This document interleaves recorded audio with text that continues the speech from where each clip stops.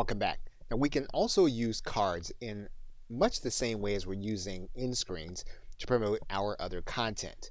So if we click this link that says cards, that'll take us to another similar screen.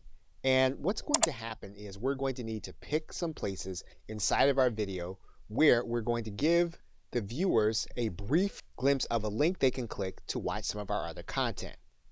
So for example, we can decide that at the 11-minute point, we're going to add a card. We're going to make that card one of our videos, and then we're going to click on the video.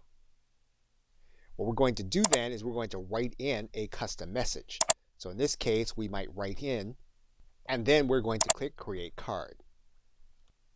Now what's going to happen is when this point comes in the video, your viewers are going to see this information piece, and all they'll need to do is they click on it. They're then going to be able to click on this card and then click this link to see what you have given them to click on.